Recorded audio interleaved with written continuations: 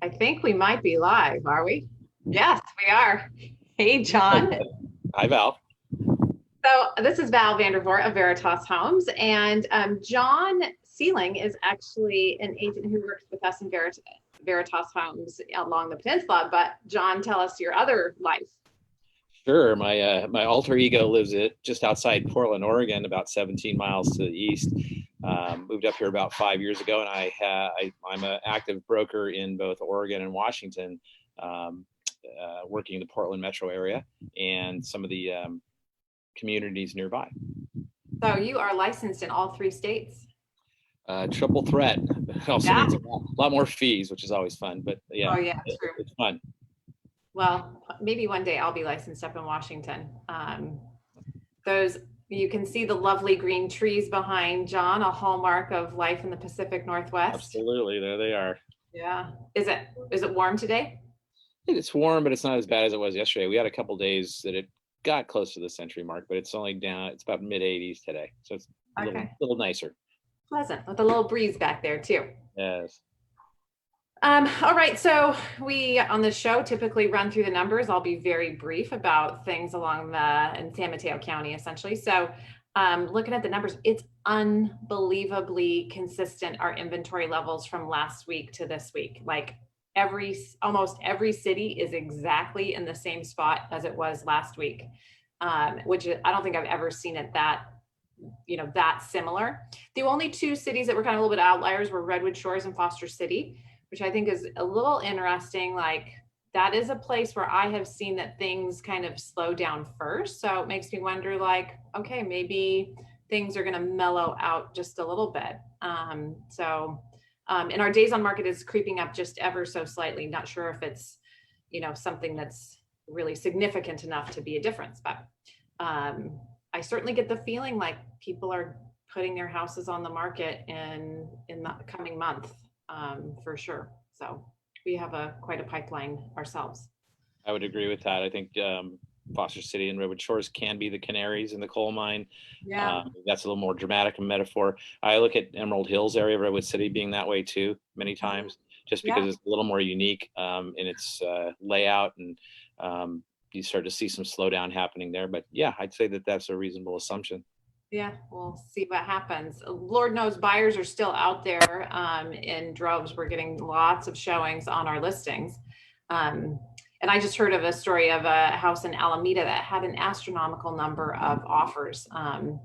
People, I think, again, just this movement all over the place. Truckee supposedly is like running out of inventory. So it's crazy. What's Portland like on that front? Very similar. There's something for everybody up here. And homes our average sales price is around 450 right now, but just like any place else, if you're in the outer burbs and you can buy a home for 350, 380. If you're in the city proper, you're talking about homes that start around 450, go up to, could be 800,000-900,000 depending. But the action is all the way up to about 600,000, and there's multiple offers. Very quick timelines from when they put the home on the market to when they take offers. It's sometimes only a matter of days, and we're seeing bidding. We're seeing some overbidding. Of course, the increments are a little smaller than they would be in the Bay Area, but we are seeing there is still a lot of competition for like there is in the Bay Area for really well prepared homes. If the home is in a great location, it's been prepped the correct way, and it's priced the right way, it's going to go really fast. Okay. Yeah. It's like our situation here. But there, you do see pushback when things around here, when things aren't priced right or don't show well, right? That you get that pushback. And we both experienced it there, and I've experienced it up here for sure. Yeah. So who are the kind of people who are coming, like who's coming to Portland, the Portland area? The Portland buyers they're kind of all over the map, although they obviously we get a lot of Californians, and Californians have been coming up here for decades. It's nothing new. It always seems like there's a new story about like, the Californians are coming. You scratch an Oregonian, and there's probably a Californian back there somewhere. Yeah. So mostly Californians, mostly Bay Area. You don't get as many LA folk, but you get a lot of Bay Area folk coming up this way. Folks from Seattle who get pushed out of that market because it's more expensive than than the Portland market. I saw some numbers. We don't get a ton from the East Coast. If we're going to get anybody from anywhere, that might be from Denver, that kind of thing. But again, primarily Californians coming up. Many of them being able to work for the same companies they work for in the Bay Area. Oracle has satellite offices up here. So does Netflix, I understand. So does Airbnb.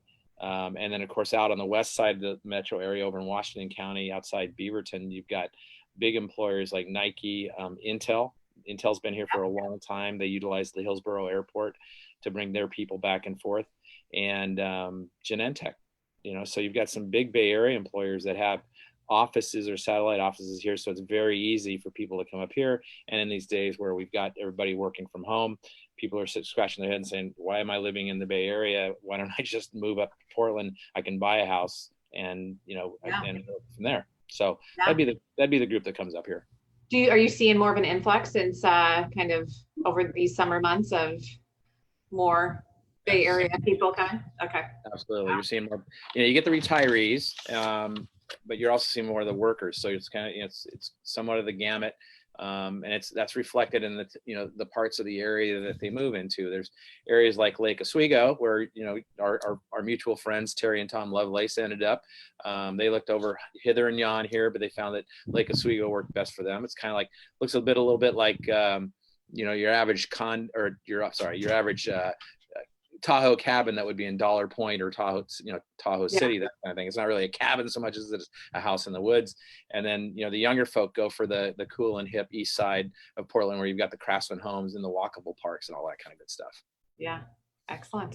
Yeah. Portland's a cool place. Certainly in the news these days.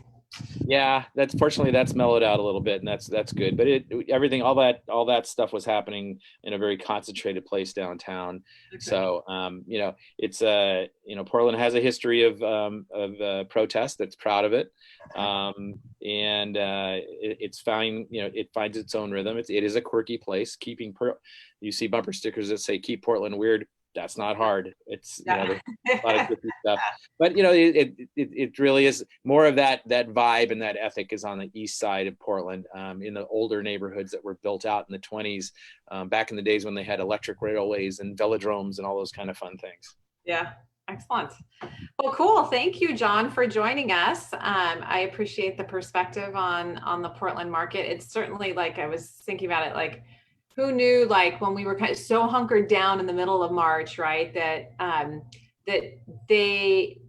how much people were going to spend kind of 30 days or so, that first 30 days, really evaluating where they were living, what they were living in, and just who knew that you were suddenly just going to have this explosion of activity of people who are like, let's shuffle it up. Yeah, no question. And it was, when everything first started getting shut down, I think all of us, many of us, including us in the real estate business, were scratching our heads going, what's going to happen to our world? What's going to happen to our livelihood? And certainly for about a 3-week period, things were kind of odd. I lost a sale on a great listing in East Portland, and it took a couple more weeks for it to get sold. I had some bizarrely lowball offers, people thinking like it was going to be, Panic City. And then everybody kind of figured out what they needed to do and started soldiering on. I mean, this is not easy stuff, but, everybody realized that, owning a home is a smart thing to do. If you've got a good job and you want to establish your lifestyle, buy yourself a home. And, and if you want to make a change from one area to the next, then maybe it's a good time to do that. Yeah. So it has been an interesting time. If you don't mind me just throwing out my URL, if anybody's interested in looking. Yeah, please do. www.johnsielingpdxhomes.com. It's JOHNSIELING pdxhomes.com. You can do some searching on there. Or of course you can always just give me a call or get a hold of me through Val, whatever works best for you. Yeah. Well, thank you, John, and everyone have a good weekend, and we'll see you next week. All right. Enjoy. Take care. All right. Bye. Bye.